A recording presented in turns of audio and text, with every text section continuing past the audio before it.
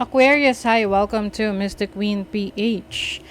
Titignan natin ang energies ninyo in the next 6 months from the time na mapanood nyo ang reading na to dahil ito ay isang timeless reading. Anytime na mapanood nyo to, as long as makaka-resonate kayo, this reading is for you. And of course, general reading, maaari kayong makarelate, maaari hindi, just take what resonates. And another reminder, hindi po ako unang magme-message sa inyo or ipa-follow kayo para mag-offer ng mga readings. Mag-ingat po kayo dahil meron mga nagpapanggap na Mystic Queen PH, lalo na sa TikTok, no? Tapos, mini-message yung mga followers, yung mga nagko-comments, ganyan. Tapos, mag-o-offer ng mga readings. Tapos, mga scam. So, mag-ingat kayo dyan.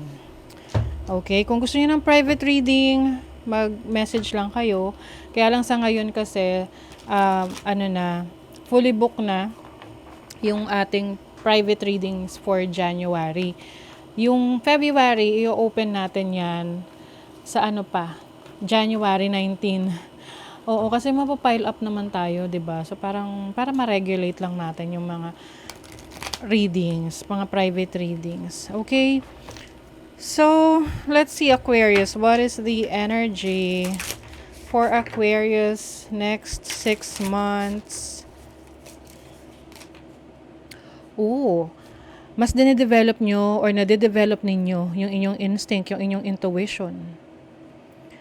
If you are a tarot reader or isang spiritual practitioner, in the next 6 months, lalong lalakas yung instinct mo, yung intuition mo. That's going to help you serve humanity. Oo. Kasi calling yan eh. You also have Virgo energy, clearing, removing negative energies around you. Yung iba sa inyo, meron kayong mga gagawing decluttering sa bahay. Ito yung pag-aalis, pagtatanggal ng mga gamit na hindi nyo naman na ginagamit, mga bagay na kumbaga nag-occupy ng space sa bahay ninyo or sa place ninyo na hindi naman na siya useful. So, pwedeng ibebenta nyo yan or ipamimigay, idodonate, ganun. Some of you naman, this is clearing the nega energies like mga tao sa paligid ninyo.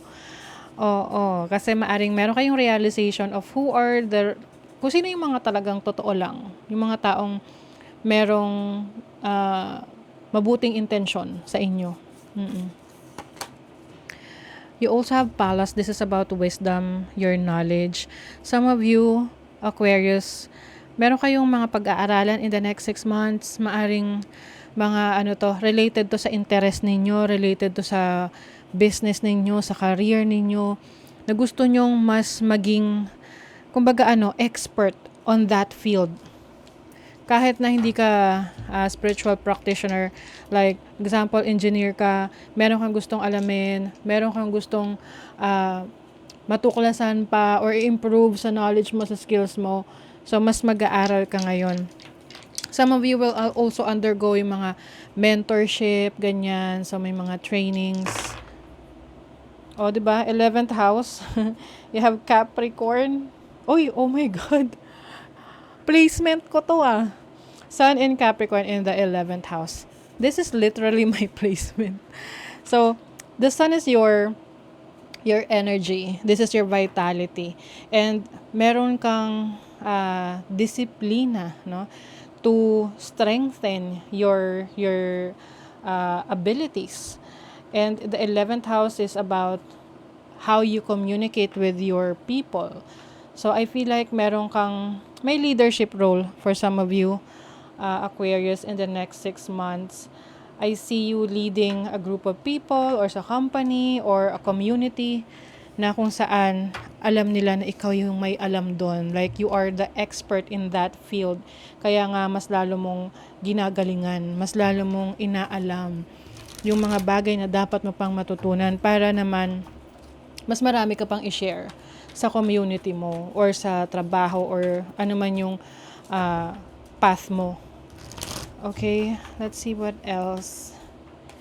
You have the Four of Wands. This is stability. This is also a celebration. I see some of you pwedeng may changes pagdating sa bahay, sa tinitirahan ninyo. Like, lilipat kayo ng bahay or may renovation sa bahay, or may rearrangement ng mga furnitures or gamit.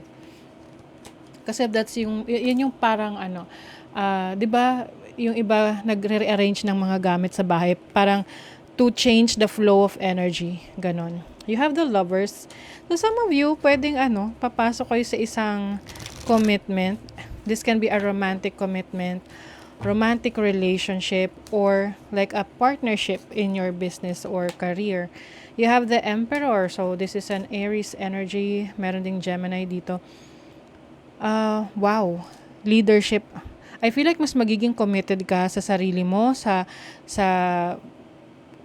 mga sa trabaho mo, lalo na kung ikaw ay merong posisyon sa work, posisyon sa trabaho.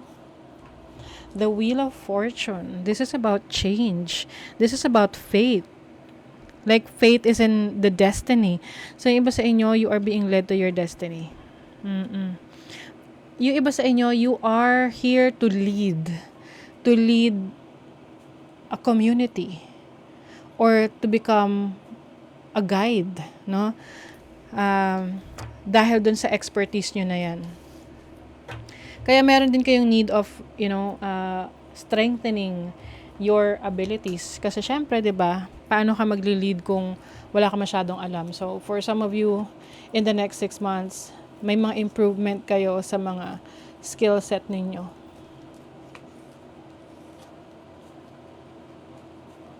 Or yung skill set nyo na yan, yung improvement nyo na yan, yun yung magli-lead sa inyo sa leadership role. You will land into a leadership role because of the things that you have learned in the next 6 months. O, diba? Mentorship. Some of you are meant to mentor. Willing to share experiences sa inyong field. Magiging expert talaga. Nako. Siyempre, hindi mawawala ang mga taong ayaw. Yung mga utak talangka. Dahil nakikita nila na you are, nag-i-improve ka, you are, umaangat ka sa career mo. Meron dyan magta-try, isabotahe ka. So, maging maingat sa mga taong pagkakatiwalaan mo. Marami ring options available para sa iyo, Aquarius, in the next 6 months. Maraming opportunities. Huwag kang mag-doubt sa sarili mo. Magtiwala ka sa kakayanan mo na mapipili mo kung ano yung best para sa iyo, sa career mo, sa trabaho mo, sa mga goals mo pagdating sa iyong destiny. You will be able to choose the best possible decision sa career, sa business, sa finances. Sa love life naman, memories. Merong energy ng past dito. Okay. Naku. May deception. Okay. So, di ba kanina may lovers dito?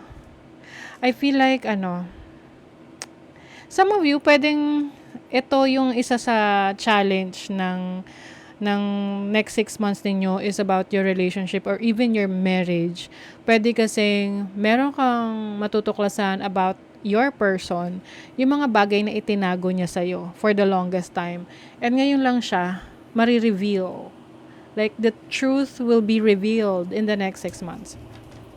Kung ano yung mga kailangan mong malaman, matuklasan sa taong to, malalaman mo in the next 6 months. And by that time, doon ka makapagde-decide kung gusto mo bang magstay sa relationship or hindi na. You will bloom. Meron kang glow up. You will glow up. You will also have this energy of, like fighting spirit. Magkakaroon ka ng confidence sa iyong sarili. Wow. This is like an eternal passion, no? So some of you, whatever kasi in the next 6 months, some of you malalaman nyo na kung ano yung inyong destiny or yung inyong purpose sa buhay, no?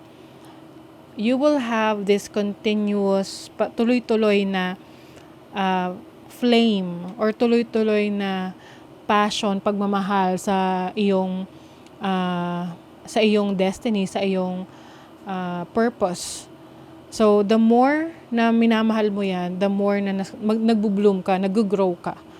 Okay? Let's see what else for Aquarius in the next 6 months. Cut your losses. Oh. Ito yung